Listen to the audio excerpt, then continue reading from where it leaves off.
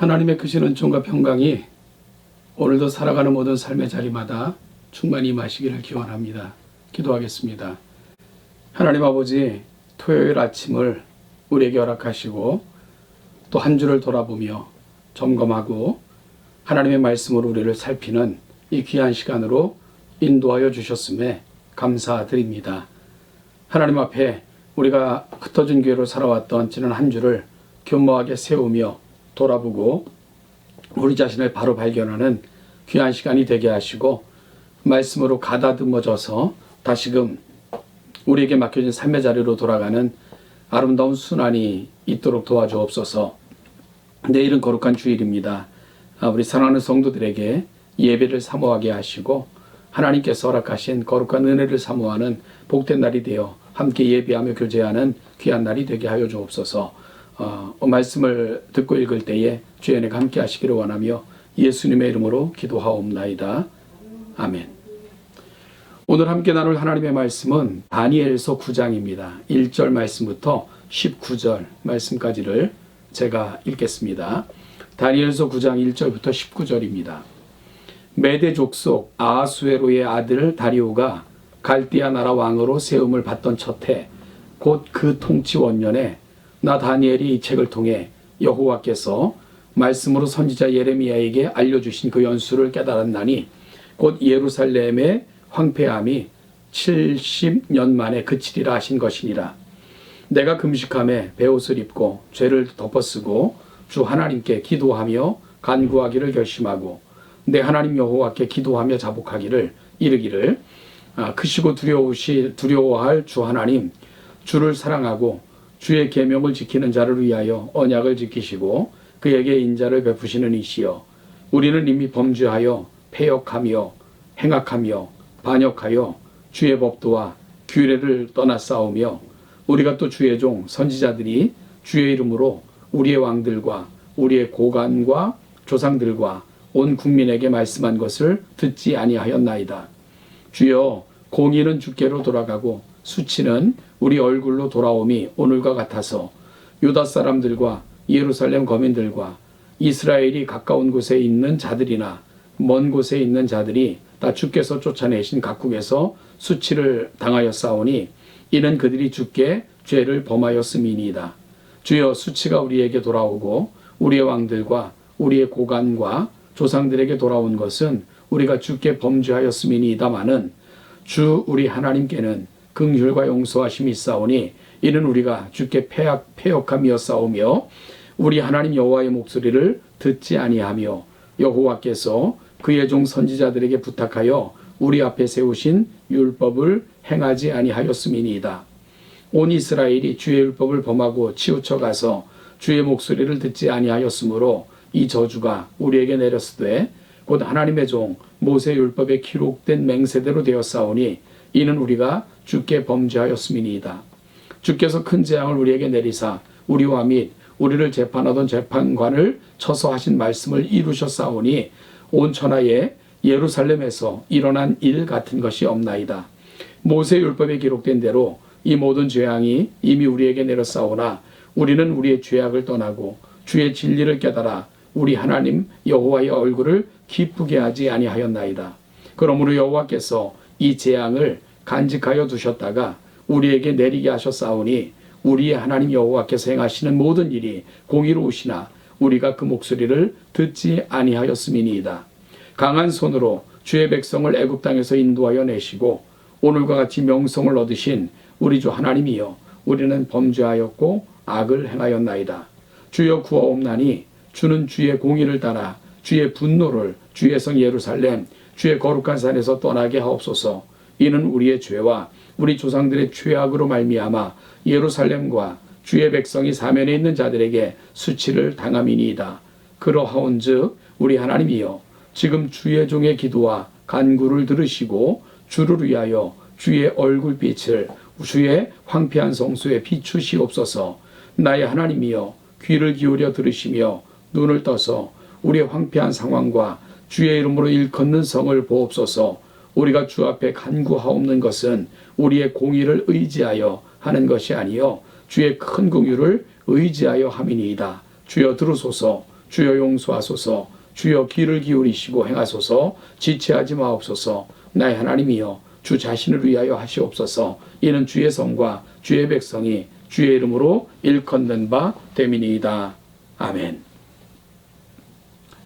본장은 기원전 538년 이 고레스에 의해 바벨론 제국이 멸망한 다음 해이며 다리우가 메데 바사 이 과도 제국의 왕으로 바벨론에서 통치하기 시작한 때, 즉 오늘 본문의 시기는 이 다니엘이 사자굴 속에 들어갔던 시기와 비슷한 시기에 다니엘이 깨달은 것을 통해 하나님께 기도하는 장면이 오늘 본문의 사건입니다.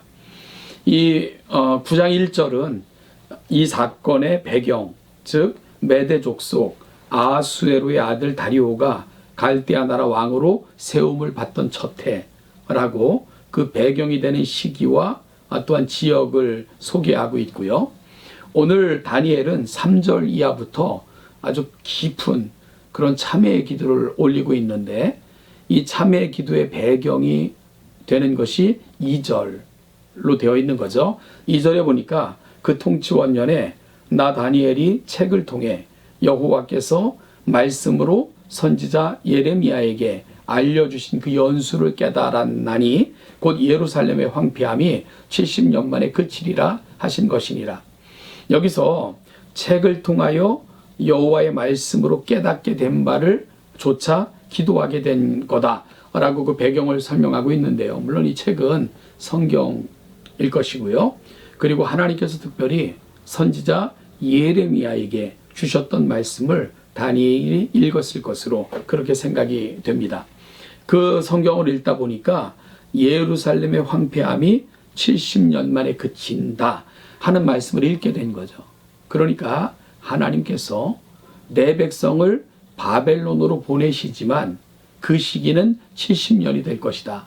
그리고 70년이 지나면 내 백성을 이끌어 오실 것이다 하는 말씀을 다니엘이 깨닫게 된 것입니다.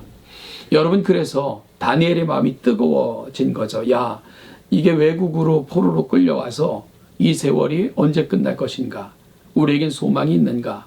우리에겐 희망이 있는가? 하는 것에 대해서 매우 궁금했을 것이고, 그리고 또한 매우 마음에 많은 그 안타까움을 지니고 있었을 텐데, 오늘 다니엘이 예레미야에게 주셨던 말씀을 통해서 하나님은 분명히 우리를 바벨론으로 보내신 이유가 있는 거구나.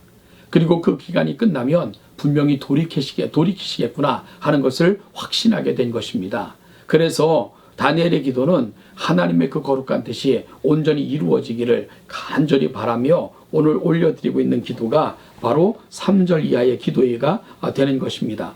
먼저 다니엘은 내가 금식하며 베옷을 입고 죄를 덮어쓰고 주 하나님께 기도하며 간구하기로 결심했다 라고 이 기도할 때에 자신의 모습을 보여주고 있는데요. 여러분, 여기 보면 내가 금식하며 베옷을 입고 죄를 덮어쓰고 주 하나님께 기도하며 간구했다. 이것은 매우 극한 슬픔, 그리고 또한 큰 회개, 이런 기도를 올릴 때 흔히 보여지는 모습이 오늘 다니엘이 보여주고 있는 모습입니다. 다니엘의 기도가 이렇게 시작됩니다. 내 하나님 여호와께 기도하며 자복하여 이르기를. 그의 기도는 큰 회개로 시작되고 있는 것을 보게 됩니다. 크시고 두려워할 주 하나님, 주를 사랑하고 주의 계명을 지키는 자를 위하여 언약을 지키시고 그에게 인자를 베푸시는 이시여. 여러분, 우리 하나님이 그런 분이라는 거죠. 그리고 다니엘이 깨달은 하나님도 바로 그런 하나님입니다. 크고 두려워할 하나님이시지만 주를 사랑하고 주의 계명을 지키는 자를 위하여 언약을 지키시고 그에게 인자를 베푸시는 분. 그런데 여러분, 이런 하나님이 우리 하나님이신데 왜 이스라엘은 이방 나라에 포로로 끌려갈 수밖에 없었고 이 비참함에 이를 수밖에 없었는가? 5절 이하의 기도가 바로 그 이유를 다니엘이 보여주고 있는 거죠. 우리가 이미 범죄했기 때문입니다.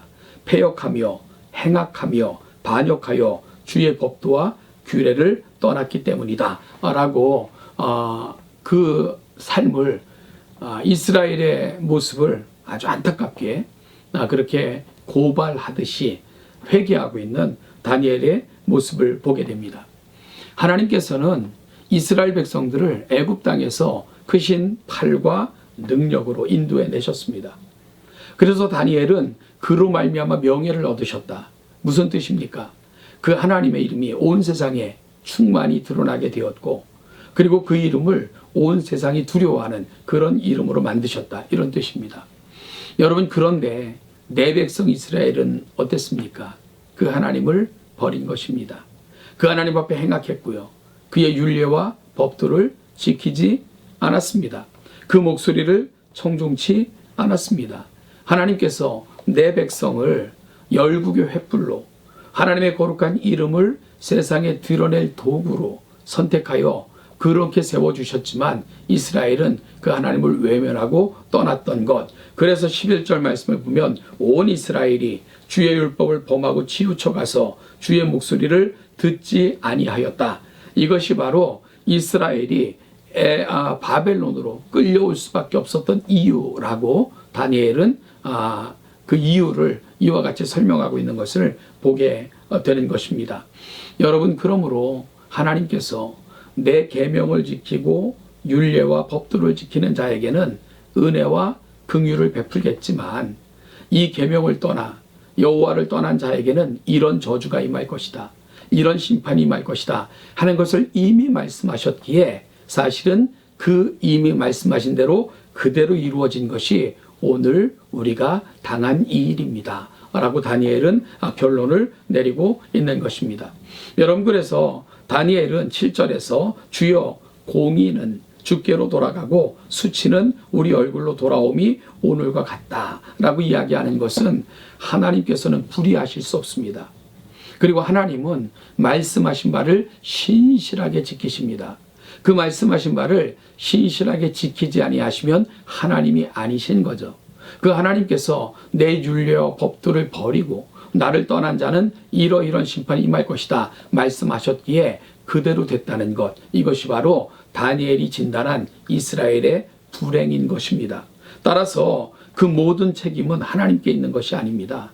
하나님은 말씀하신 대로 이루었을 뿐이고요. 따라서 이 책임은 전적으로 우리에게 있다. 우리의 불의함이고 우리의 죄악 때문이고 우리의 행악함이고 무엇보다도 하나님의 말씀을 전하는 자들을 외면하고 그들을 죽였고 말씀과 규례에서 떠났기 때문이다. 이것이 바로 다니엘이 내리고 있는 결론이 되는 것입니다.